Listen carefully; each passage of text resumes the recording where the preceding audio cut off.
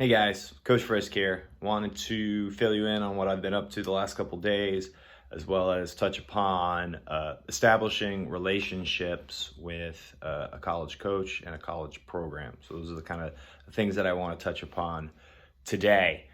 So what I've been up to the last couple of days, kind of filling some more of my time, is delivering food via Postmates, groceries, and like meals. I feel pretty good, pretty healthy, and I know there are a lot of people out there that are either not healthy or scared of getting sick. And I think, while I can, I'm gonna try to help out. So I'm taking precautions. I've got a bottle of handmade hand sanitizer in the car, a little aloe vera, a little rubbing alcohol. Kind of hit that every time I go in and out of places, and then yesterday, my wife was nice enough to make me a mask. It's a little homemade, but it got the job done. So check this out. All right, we got some nice little straps here. Pull it down. Boom. Ready to deliver food. You throw some sunglasses on with this, and I think I scared one of the people that I delivered food to yesterday. They were very happy they got food, but at the same time, I think they were a little concerned. So this is my homemade mask. Made it out of an old t-shirt, and it works pretty well. So that's what I got going for me right now. Streets are super quiet, and people are thankful. So really enjoying doing that with some of my free time. But the bigger thing that I wanted to talk to you guys today about is college recruiting. There are a lot of steps to the whole college recruiting process. So today I just want to focus on one thing, and that's establishing and kind of the very beginning of the process, which is kind of narrowing down your list of schools and establishing a connection with a coach or a program. My experience at the collegiate level as a coach was I spent 2 years as an assistant coach at Fairfield University in Connecticut. During that time, we were able to do some really good work there in terms of transforming the program.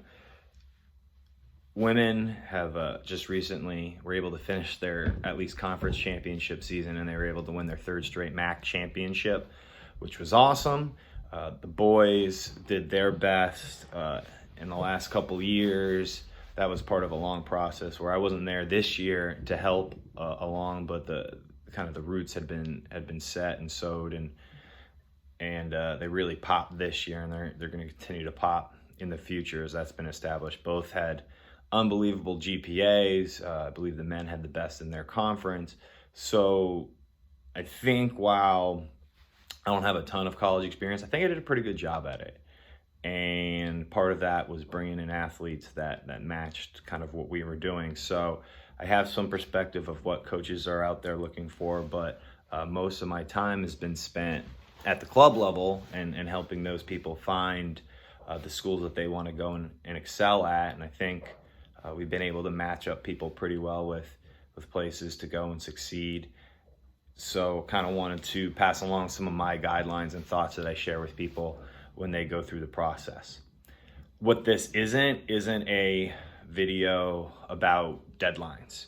I put a couple of links below regarding kind of the paperwork aspect of it, clearinghouse, deadlines, things like that, dates to remember, of which right now technically we're in a dead period, which means you can't meet a coach face-to-face. Why would you want to do that anyway on campus or anything like that? But you can still send emails and reach out via phone. And so with all this time, I think it'd be a really good opportunity to either figure out what schools you want to look at or reach out to coaches while you've got some extra time on your hands. The biggest question you're going to ask yourself going into the college process is really, what do I want out of this? Not just out of the swimming side of it, but kind of the academic side and the social side of it. Those are, for any athlete, those are kind of the big things. It's the academics, it's the social, and then it's the athletics. Those three elements kind of make up the entire college experience. And so you might want to look at each one of those pillars independently, one more than the other three or things like that. But those are the type of decisions that you need to make moving forward. When it comes to, let's just focus on the swimming right now, some of the questions you should be asking yourself is, when you swim day to day at the club level, is it something that you truly love doing and going to work day in and day out? Or is it something that you really like to do just on, say a social level? That might be a differentiating factor for if you want to actually be on a team or just the club team at a local university. I've had plenty of people go swim club at university and have loved it. There's a club university national championships that people go to. I think it's been at Georgia Tech a couple of times. Unfortunately, had to get postponed this year along with a lot of other things, but I've known people that have done that, and they only practice maybe 3 times a week, or practice attendance isn't strict, and some people thrive in that, and maybe they don't go best times, but the real element of swimming that they've enjoyed is still there, and that's the social aspect. All right, so that's kind of maybe one of the first decisions you make. After that, maybe you got to decide on what level of swimming you want to pursue. Do you want to continue to train and compete, but not feel like you're sacrificing hours that could be spent focusing on academics? And maybe you lean a little bit more towards D3. You want to get the most out of yourself and really challenge yourself, and in some situations get a little financial aid in terms of scholarships, and D1, D2. That's kind of where you're going to start to lean towards. And then even within that, there's ranks. There's where I was, which is what you would call mid-major Division I, which does not really resemble Power 5 Division I. It's very different in terms of facilities and scholarships and just general school size and all sorts of different things like that. It's extremely different. So one of those might be something that helps you select an option, kind of just the level of competition. And then lastly, are you in it just to kind of continue to develop you, or are you interested in maybe winning a team championship and being part of something bigger? There are plenty of people that were fast enough to be at the previous school I was at, to be at Fairfield, but they didn't have the right mindset to be a champion. And so maybe we moved off of them. And I think kind of having that winner's mindset makes a huge difference as well. It's not just you want to be good at it for the sake of being good, but you want to be the very best kind of in your field. So these are all elements that you need to take into account when you're kind of looking at swimming programs and deciding what type of path you want to take with your swimming career. You can kind of go through the same type of checklist when looking at kind of the academics and the social aspects of any university.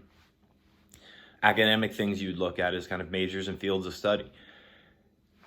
I'll get to that more in a second because I think it's really important, but what you want to study usually should dictate a little bit of some of the schools that you go to. You want, go to a little bit of a better school that's known for a certain discipline than others.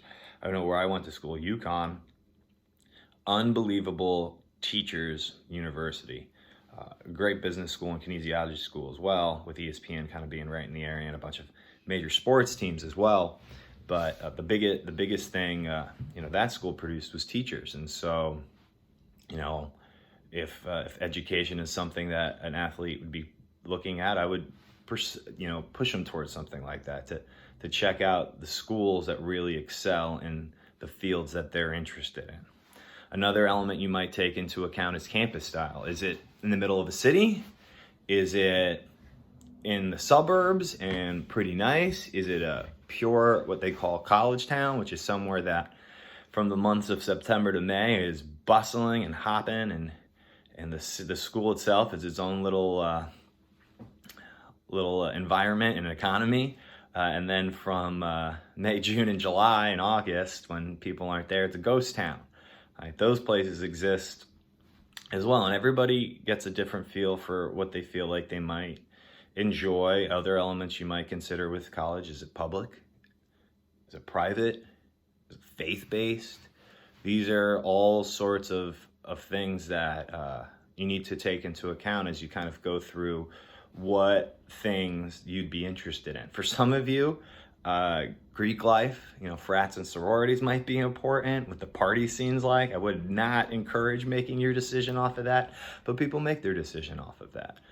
And a one that was big for me that was kind of comical, I wanted to go somewhere where the other athletic teams were good. I wanted to be able to not just me personally work hard and excel and succeed. I also wanted to see and urge on the other athletes that I saw in the study halls to do really well and whatnot. So I had a great opportunity to watch some really, really good basketball in college between the UConn men and women. They actually had a decent football team at the time too, not to be confused with the football team they're putting out now, but those things mattered to me. Same thing when I initially went to Minnesota. It was a Big Ten school. It had great football and things like that. And so I thought that was a really important part to a good college experience. And so that was something that might seem trivial to some that helped me kind of whittle down my college list. I want to come back to majors in your field of study. As the timeline for college recruiting has moved up, and that's not what this video is about, but one of the things that I found that's a little bit more difficult as this kind of whole process has been moved along is that a lot of people don't know what they're interested in studying by the time it's okay for the recruiting process to start. A lot of people don't even know what physics is yet, and physics, is a super popular major. A lot of people aren't taking that till their junior, senior year of high school. And so you're making a decision, and who knows if you've even taken the course that you're interested in, which is really hard. But understand this, regardless of how the recruiting timetable worked, a lot of people don't know what they're interested in. I went to school initially as a chemical engineer. I'm going to let that sit in. Chemical engineer. I was really good at chemistry. I was really good at physics. And I was told that chemical engineer made the most money coming out of undergraduate. So, it was a terrible thought process of decision making. And once I was in the school, I realized just because you're good at something, science and math and whatever, doesn't mean that that's what you should be all about. It can help you develop your kind of well-roundedness in another field, but being great at something doesn't dictate that that's exactly where you need to go with something, or not even great, just good at something if the passion and the fire isn't there to push yourself every day. And so I changed majors, and when I changed majors, I decided to switch majors. This was one of the biggest reasons why I looked to transfer, which is why I kind of was pushing, look for schools with good programs and what you're interested in studying.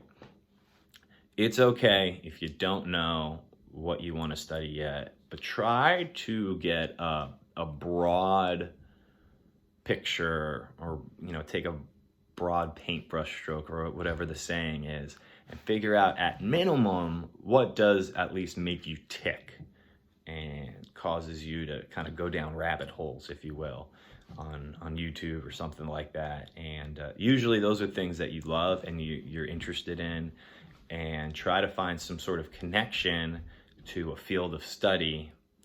And I think that will at least help you kind of get going in the right direction and what you want to study. All right, so at this point, we haven't even really started listing schools. All we've done is figure out what you want out of the collegiate experience, athletically, academically, socially. That's all we've established. We haven't started looking at schools yet. That's what we're going to do right now. We're going to start putting together our list. Initially, you can have a pretty wide net cast. You can just throw it out there. Maybe the first time you go through it, just list every school that kind of even somewhat checks the box on a couple of the things that you want. It might be a big list, and that's okay the first time you go through it. But then you're going to want to revise it. You're going to have to whittle it down. You're going to have to do a little digging on certain schools and be like, oh, that doesn't look like that'd be a great fit. And I know some of you are scared. Oh my gosh, I'm already eliminating schools without, visiting it or really doing, in-depth research. It's like you've scratched it enough. you've scratched enough, you figured out if this place isn't a good fit on the internet, on a website, it's probably not going to be a good fit in person. So if something's pulling you away from that, it's okay. It's not the fit. It's not good.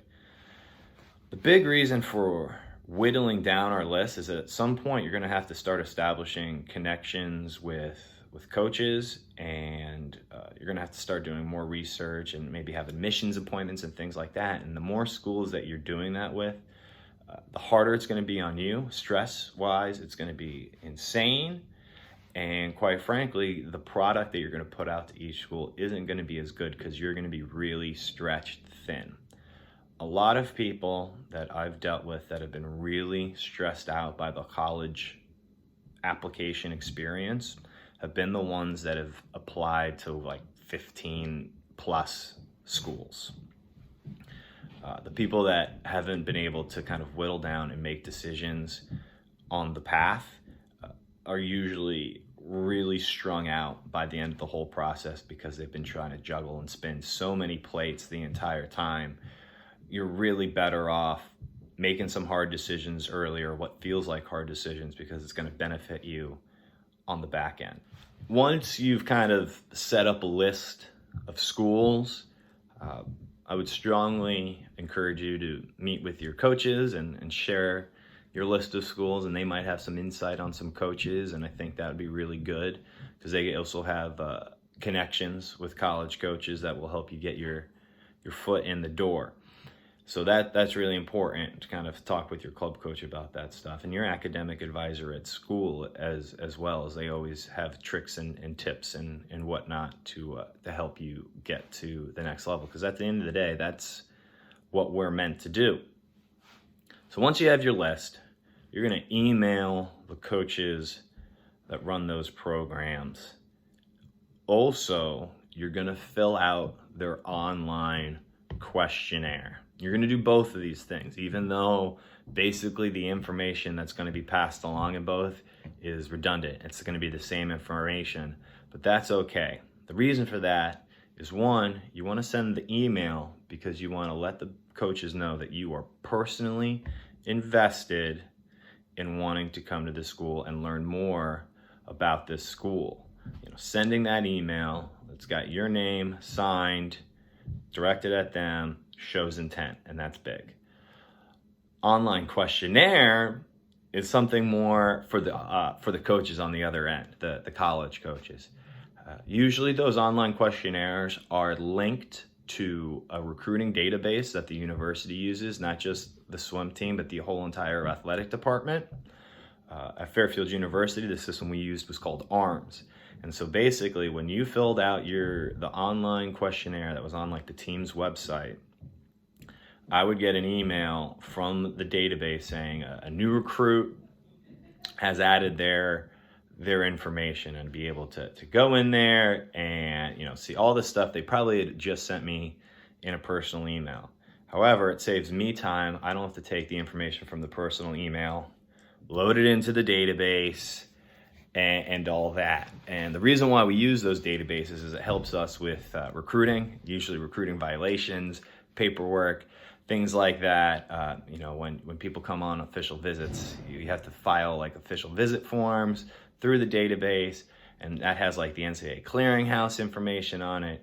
So filling out online questionnaires makes the job for the swim coaches, when it comes to just like the paperwork and the red tape, it makes life a whole lot easier. So you want to send the email because that's the correspondence you want to use. That's what you want to use to communicate, that or phone. But filling out the questionnaire is very important because then it helps us on our side. Quite honestly, there have been plenty of times I received a form letter or something along those lines, and then I reach out to that kid or that athlete and say, hey, thank you for this. Could you do me a huge favor and just fill out this online questionnaire, because maybe I'm heading to practice or whatever. And you'd be stunned how many recruits I can eliminate from the recruit pool because they wouldn't fill out the online questionnaire. If you can't fill out 30-second online little thing about your swimming, I've got concerns about your work ethic. I'll be honest with you. It might be a lot, but that ties back to this becomes a real process if you've got 25 schools, 30 schools that you're going after. If you only got 10 to 15, 10 schools, it's half the time. And that's kind of what ties back to my previous statement. If you have too big of a list of schools, too wide of a net, you're not going to be able to put out the best you, because that's a prime example. Filling out 30 online questionnaires, like, oh, do I really want to do that? Guess what? The schools you don't fill out the online questionnaire for, you've just removed them from the list, be it your decision or the coach on the other end's decision. So emails and questionnaires are really important. Something I just mentioned was form letters. What I define a form letter is it's a full email, usually that introduces somebody to a coach, and it's very obvious that the only things that have been changed in that email from coach to coach is the name of the coach and the name of the school. And everything else in that email remains unchanged. These are fine initially. If you're sending out a bunch of emails, I get it. If kind of the gist of the email is the same, really the only key details is, maybe you change out the coach's name in the Deer headline, and then, where it's, you insert the team's like mascot in a spot, and then you enter the team school in a spot, and you've got things, like, oh, you've done, so good, and I want to be a part of this program, blah, blah, blah. You throw like a bunch of keywords in there, and it's fine. I'll be honest with you. It's not a big deal. Usually if you filled out the online questionnaire, I'll send back an email being like, thank you for also filling out the online questionnaire. If I get that email and I haven't gotten a questionnaire, I would say, thank you for the email. Please fill out the questionnaire. It's not a big deal. I don't think it's the best way to do it, but it's not a big deal. When it is a big deal, though, is when you fill out that online that form email, and you have the wrong name of the coach. That's different than later in the process when you have a slip. So if the only thing on that email that needs to be changed, and all the coaches know what those emails look like, if the only thing that on that email that needs to be changed is the team name or the coach's name, and you failed to do that, that is a very quick way to a negative impression. Once again, like I said, there's no crime, there's no negative against a form letter, but if the only things that needed to get changed in that letter don't get changed, a coach doesn't think you have any attention to detail, flatly, if you can't figure that out. There's a difference between having that type of slip up and then later in the process, when you've actually established a relationship and you have a slip, all right? You've been taking tests, you've been working hard in school and in practice, and you're on the phone with the coach from, big state university, and you go, yeah, I want to be at Tech. Oh my gosh, I was just talking to the Tech coach. No, coach, I really want to be a big state U or whatever. Like a coach will get that when that happens. You talk, you're tired, your head's spinning halfway through the whole recruiting process, a slip here and there. That's not a big deal. But what is a big deal is that when the only detail that needs to be changed is the coach's name or whatever, and you don't do that, that's a big negative. So I tend to stay away from form letters just because of that. What I like to refer to it as is like a form letter with a little personal twist.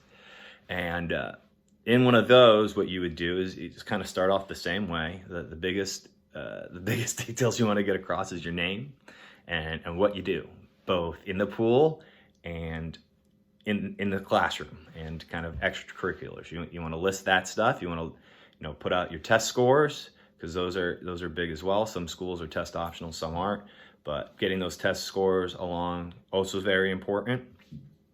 And then once you've introduced yourself, you want to take some time to mention why you're looking at said university.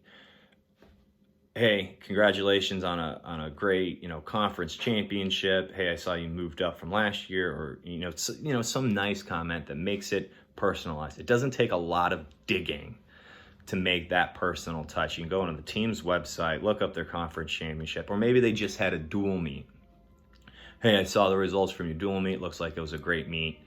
Something along those lines that makes this, got an emergency outside. that makes this email feel like you spent time to research. And like I said, you don't have to do a crazy amount of research to find something to comment on. You go to any one of these teams' social media pages, social media is legitimately only there to engage you. That's it. Just you, the person on the other end of that phone, usually kids, because they want you to come to their school. Hey, saw this thing on social media, super cool in the workout, that caught my eye. Would love to find out more about your university. So yeah, you talk a little bit about the program. Like I said, you don't have to dig deep to do that. And then you state that you want to learn more about the program. Hey, this workout caught my eye. Hey, that performance caught my eye. I would love to learn more about what you guys do at that school that makes your school the place to be.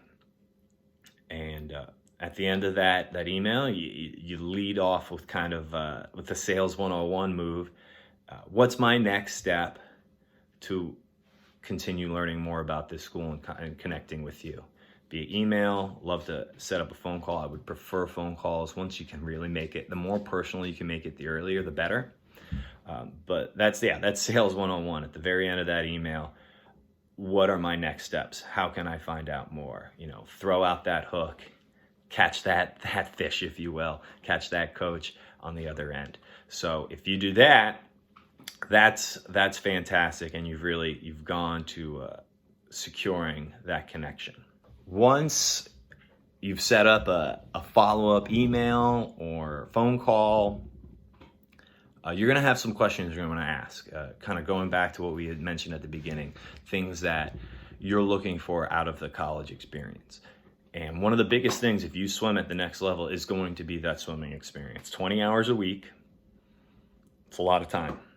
More time than I believe, significantly more time than what SoCal practices right now. So I think, it's a huge jump, and these people are going to be your family in and out all the time. You're going to have classes with them, go to dining halls together, all that. So, finding out more about the program, it's really important because this is going to be your family for the next 4 years. So some of the questions you might ask in that initial phone call or emails: what's your team culture like? Like we just mentioned, this is your family for the next 4 years. You want to feel like not only that you can fit in with that group, but you can also thrive in that environment and become the best version of yourself that you possibly can be. So what's that team culture like? Practice schedules. Everybody, even though it's the same, 20 hours in season, everybody approaches the practice schedule different. I know at Fairfield, for example, our everyday practice was the morning practice. I think a lot of people usually have it set up the other way around, where your everyday practice is the afternoon practice, and then in the morning is the double session. So that's the extra session as you throw it in the morning. We kind of flipped that, and that was important to tell people. It was unique, it was different. I actually think is one of the biggest reasons why our GPAs bumped. I know when I was in college, the days I didn't have morning practice are the days I was extremely unproductive. Sleeping in throws my schedule entirely off. So as a coach, I can understand why an athlete wouldn't want to wake up every day, but I also think it had huge benefits in the long term. And so mentioning something along those lines with a practice schedule, that makes a school different than another school. So, that's important. How's a week set up? Where are the lifts? How many times do sprint lift? How many times does distance lift, or things along those lines? So that's kind of in the throes of the actual competitive season. The other question you're going to ask is kind of what is the difference through the course of the year? Fall, or in season is different than training out of season. How long is kind of the post conference championship meet break before you pick things back up? Once you're in off-season training, what's that schedule look like? You're limited to X amount of 8 hours, I believe, in the off-season where you're allowed to practice, and so all of a sudden, that's a different experience on the other end. A lot of people are used to having kind of the same amount of hours all year long. So these are all very important questions that will kind of give you a little bit more insight into how this program works. Team culture, practice schedule. The next one on that list that relates to practice schedule is class conflict. All right. Are there any majors or fields of study that, even though it might be available to the entire university, doesn't really operate well with team practices? I know, labs can be tough sometimes for people. They take up huge chunks of the day, and it can really, and they only, happen like once a week. So it can really kind of throw a wrench into a weekly schedule. So how does the team handle when you've got labs? And what are the kind of the practice makeup schedules look like there? How many people do that? Are there any majors people gravitate towards? Like, are there a bunch of engineers on the team or nursing majors? Are there majors where people have never even touched it? I remember at one point when I took a visit to Penn State, the trivia question the Penn State coach had told us at that time was there was only one major at the entire school that no swimmer had ever done, and it was architecture. But that might be something important, just the way that architecture classes are set up. Didn't sit well with swimming at that school. It's not the case everywhere, but those things matter. So even if a school's got a great program, if it doesn't blend well with what you're trying to do in the pool, maybe you gotta look somewhere else. So class conflicts, how are mispractices handled, what type of majors do people tend to focus on at that school? And then the last two I've got for you, it's meet schedule. How many times a year do you guys actually go out and race? Do you race a lot? Do you race a little? There are teams that race as few as 5 times a year before conferences, including mid-year. There are teams that swim as many as 14, 15 meets and max out what you call the NCAA competitive schedule for the sport. So, that has an element to it. How many meets do you maybe even kind of rest for? I wouldn't even call it a full rest, but maybe Friday afternoon you don't get your butt kicked as hard as you have been the rest of the week for that Saturday afternoon meet, and you feel a little bit better. All right, how many of those meets do you have, against big rivals, and where did those fall on the calendar? Did those fall before the mid-year? Did those fall before the conference championship? That's an important question to kind of figure out. And then lastly, what are you looking for in a recruit? That's kind of what you're going to pitch to the coach.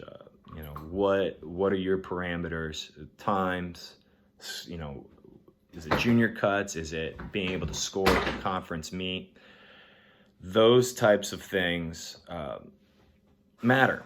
I'm not quite fast enough yet for me to be considered a real recruit. All right, where is that line? Okay, that's the line. All right, cool. I have to be able to score at the meet. That makes sense. Where do you envision me as right now? Hey, you might not be at those times now, but looking at your progression through the last 3 or 4 years, I have no doubt by the time you step on campus, you will be at that time. So maybe you don't have that time yet, but I have insight and I view you as this. So what you're looking for in a recruit and where you envision them right now, are they impact player, somebody that's going to carry the flag at the front of the charge for the team, or is this somebody that in 2 or 3 years, kind of almost a depth player that after training with this group for a couple of years, they'll be able to take the reins as an upperclassman.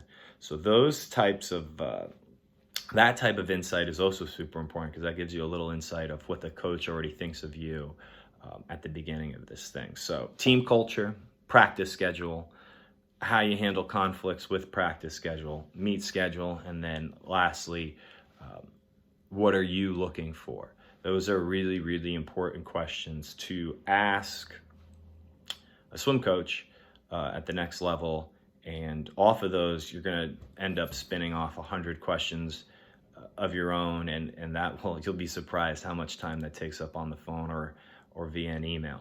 So that's what I have for you today. The next time I check in with you, talk about, rather than the process of going in and figuring out which college you're going to go to, I'd like to talk a little bit about first year, not do's and don'ts, but a lot of things that I've learned working with people in their first year of college. Until then, stay safe, be positive. If you can hear behind me, I've got a little Little Derby Derbs is causing a little bit of trouble. Why don't you say, see you later to all the nice folks. They're Derby Derbs. Hi, puppy. All right, guys. Be well. Take care.